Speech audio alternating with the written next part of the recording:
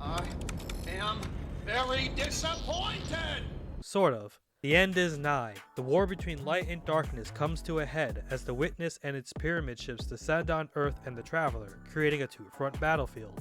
On one front, the Guardian and Osiris journey to a newly discovered Neptunian city of Neomona, protected by warriors called Cloud Striders, in pursuit of the Witness's newly raised disciple, the former Cabal Emperor Callus, and his Shadow Legion, as both parties seek a power known as the Veil. On the other front, the Vanguard, Morosov, and their allies are fighting against the Witness and its forces as they kidnapped human prisoners for an unknown purpose.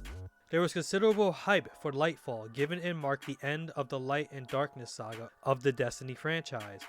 Originally planned as the final expansion, Bungie decided more time was needed to conclude the story. Thus, Lightfall would be preceded by another expansion called The Final Shape. Guardians would not only travel to a human civilization untouched by the collapse, but also wield a new darkness power called Strand, while fighting a new enemy faction called the Shadow Legion and a new enemy type called the Tormentors.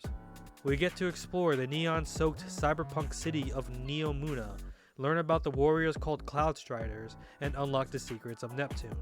After playing through the Lightfall campaign and doing the activities of Season of Defiance, my final thoughts are, I am a little disappointed. Lightfall comes off the heels of the Witch Queen expansion, which is regarded as the best expansion since Vanilla Destiny's release, and is on par, if not better, than the expansion The Taken King that arguably saved Destiny from stagnation.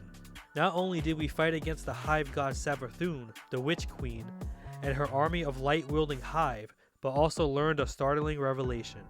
The Traveler had once intended to gift the Hive the power of the light, but the Hive were tricked by the Witness to embrace their darkness, turning them into the Hive we fight today. We were given the ability to craft weapons, and the subclasses were improved and expanded over the course of the year. I was hyped to see what Lightfall would bring, but rather keep up with the quality of the previous expansion. Lightfall is a mixed bag of highs and lows, making this expansion feel more like a filler rather than the next chapter in Destiny. We open up with a battle between the Traveler and the Pyramid ships, but the Witness comes in Thanos style and displays its incredible power, even able to disable the Traveler. The Witness sees a vision of Neptune and sends Callus to retrieve a powerful object called the Veil. We, the Guardian, give chase and discover the Ishtar Collective survived the collapse and built a secret advanced civilization on Neptune. And that's pretty much it, because the story doesn't add much and ends the way it started. The Traveler is still disabled, the Witness opens a portal into the Traveler, then disappears in the portal, and that pretty much ends the campaign for Lightfall. This is supposed to be Destiny's equivalent to Infinity War, yet we don't get a lot of development in the story. Osiris doesn't change much, and is most of the time bitter. We get introduced to two new characters, Ronan and Nimbus, but the former is killed off with very little development to his character. Nimbus feels more like an 80s surfer bro thrown into a sci-fi epic. Other new minor characters aren't memorable. Most of the story is dedicated to mastering Strand and learning how to control it. And on top of that, no questions are answered by the end of the campaign. In fact, we get more questions than answers by the end. Kill me or release me, parasite. But do not waste my time with cock. The Witness is the main adversary controlling the pyramid ships, but we learn nothing about it beyond it serves the darkness. Who was the Witness in the ancient past? What does it want with the Traveler? If the Witness sides with the darkness, then why didn't it kill the Traveler and just disable it? The Witness creates a portal in the Traveler and enters it, but where does the portal lead to? Both sides of the war are looking for the Veil, but we don't get a description of what the Veil is, only bits and pieces that still leave it a mystery. We discover the power of Strand on Neptune, but why? And beyond light, we learn stasis because we essentially had to fight fire with fire. That to fight the darkness, we needed the power of the darkness as much as we needed the power of the light, blurring the lines of morality. But in Lightfall, we just start seeing Strand, and there's no explanation why, which is disappointing because the campaign spends so much time talking about Strand. Lightfall isn't all bad. Neomuna is a nice change of scenery. Though a bit difficult to navigate, the city is beautiful to look at. I was worried Neomuna would be riding on the heels of Cyberpunk 77's and Cyberpunk Edgerunner's popularity, given Bungie wanted to go for a cyberpunk aesthetic for this expansion, but Neomuna doesn't appear as a dystopian cyberpunk, but rather embracing a neon-soaked aesthetic to match Neptune's cool colors. I love the aesthetic of the weapons too. I love how simple they look while having that cyberpunk flair to them. The gameplay is fun, for the campaign missions boost your strand abilities, but I do wish the Shadow Legion were more interesting. They're supposed to be Cabal powered by Darkness technology, but they're just standard Cabal with more shields and barriers that drop more shields and barriers when they die, with no unique attack patterns or abilities. The Tormentors essentially are mini bosses that can instantly kill you if your health is too low, but they are quickly easy to manage. Just stun them or keep your distance and you'll survive. The tone of the story is off at times. The Witness not only disabled the Traveler, but also destroyed a good chunk of the Vanguard's fleet, forcing the remainder of the Vanguard and their ally ships to retreat to the last city. This is a dark moment for Guardians and the characters, yet Nimbus is so upbeat about everything. I mean, he's not a bad character and not as annoying as many make him out to be, but dude, read the room once in a while. Also, Lightfall's campaign feels a little too much like Infinity War.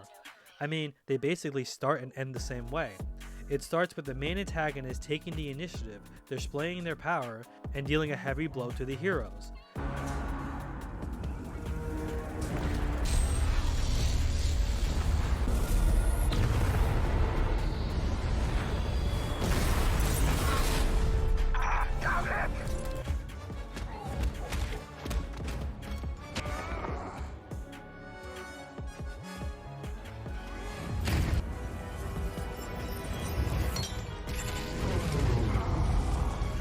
And it ends with us losing the moment we let our guard down. You should have gone for the head.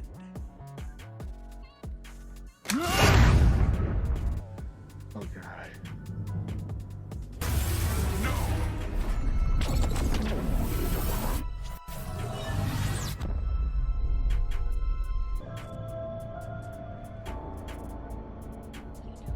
Even the explanation of how we master Strand is taken out of a Marvel movie. Story, some try to divert the river, others try to build a dam. See, that's the real wild part. We are the river. You cannot beat a river into submission. You have to surrender to its current and use its power as your own. After the campaign, we get more missions and activities that further expand Neptune and the lore, which is good. I can never say no to more world building in a story, especially in Destiny. The new build crafting, weapon abilities, and artifacts are a nice change, allowing more diversity and experimentation to match your playstyle. It also seems like Bungie adjusted the drop rate for deep sight weapons, making it easier to unlock craftable weapons. But fighting the Shadow Legion on Neptune is a constant challenge, and not in a good way. It doesn't matter if you boost your level to match the enemy's power level, because then the game will just boost your enemy's power more. Story-wise, this makes sense, but gameplay-wise, it can disenfranchise people from farming weapons and armor on Neptune. What's the point of grinding to increase your levels if you'll never be able to match the enemy's power level? I enjoy playing the new public event on Neptune, but it feels like the difficulty is perpetually hard. Like no matter how much I level up, I will also fight enemies that have more health and do more damage than me. If that's the new norm, Destiny is going to lose players, or players will just not participate in the new activities. If I want to punch a wall, I can just go play Dark Souls.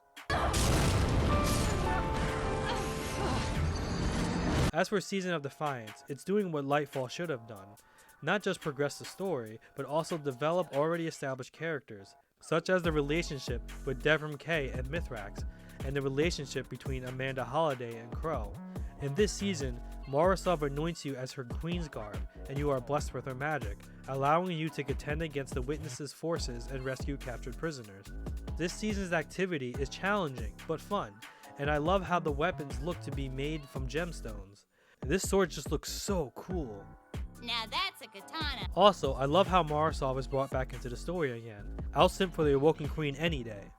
You are my queen. There was considerable negative feedback from the community, and I hope Bungie learns from this and makes sure future seasons and the Final Shape expansion is more solid than the current expansion. But in the end, Destiny has always been a franchise of highs and lows, and I can't wait to see what comes next in our darkest hour. Please comment below, as I'd like to hear your own thoughts about Lightfall and Season of Defiance. Don't forget to like and subscribe. My name is Deviant, and thanks for watching.